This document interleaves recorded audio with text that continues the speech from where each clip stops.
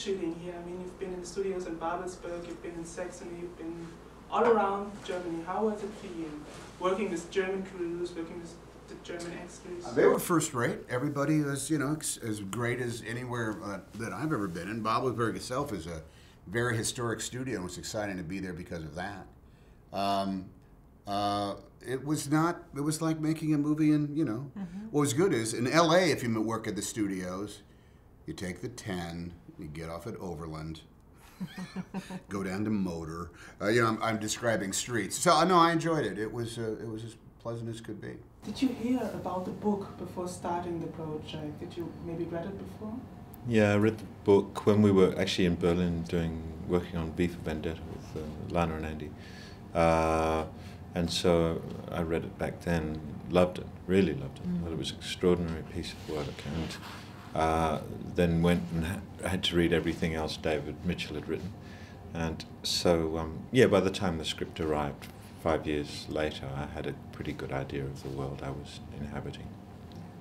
And how was it for you to kind of switch on a character in the morning, then switch back to another in the afternoon? It was strangely never confusing, I think because, well, at least for me, I didn't have so much jumping back and forth. I had sort of one primary character and then lots of fun dressing up parts to do. But it wasn't confusing, and it was so brilliantly structured and by the Wachowskis and by Tom Tykwer. You always knew what you were going to do every day and how it fitted into the larger picture, which I think was essential in order that the film really hold together. Well, yeah, I think it should have been chaotic. I've never worked on anything that even vaguely approaches this in any area. You know, we had obviously 3 directors, although they operated as 2 units, but 2 full film units, and sometimes separated by country, and everybody's playing multiple roles. It should have been disastrous, and yet weirdly, it really wasn't. It felt completely coherent. I only ever had to play one character a day, so I mean, I know Ben had to change characters at one point at lunchtime. That might have been a bit more confusing, but there, you know, I remember being 8 in the playground, and you played 15 characters in 3 minutes. You know, you never thought anything more about it. So really, it shouldn't have been that confusing. Yes, you're right. So it was really much more fun than work for you to do it. It was much more fun, really. It was entirely. It didn't feel like going to work ever. Which one of your characters or the time periods you've been in was maybe your most favorite?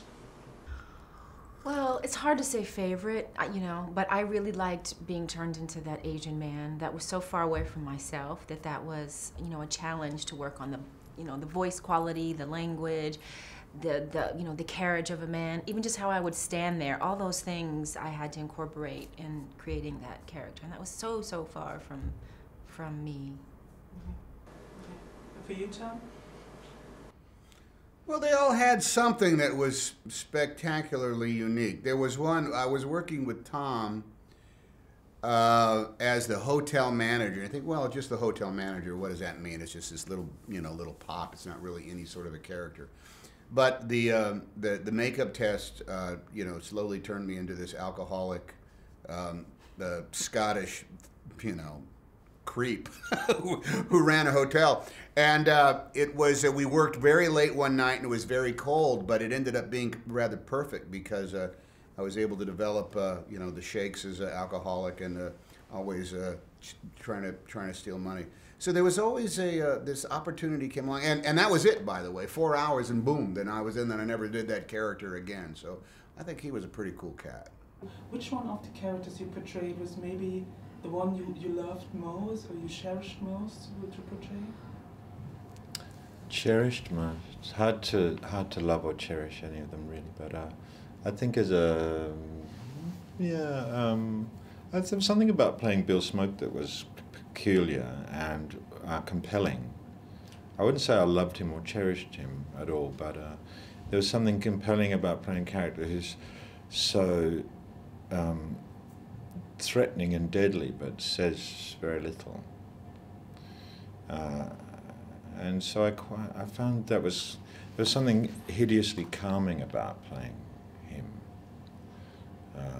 Yeah. So what are your most, maybe, best memories of the shooting here in Germany, apart from the set? Well, You've you got those. weren't there. She broke her foot, so she never got to. I was on this. I hit the streets every day. I had a place in Mitte, and every moment I was out walking around somewhere, by foot. You know, you could travel. You can traverse quite a lot of the city, and I did. When it was warm enough for a bike, took a bike around as well. But I went everywhere I wanted to, up and down the Kudamm. I visited the Kudamm. That was nice. Tear garden. I like the flea markets on the weekends too. And that was it. I visited as many of those as I could. Yeah. Bought a lot of cool junk. I like the Christmas markets. I did do a few of those with my daughter, which was really, she thought she was in heaven.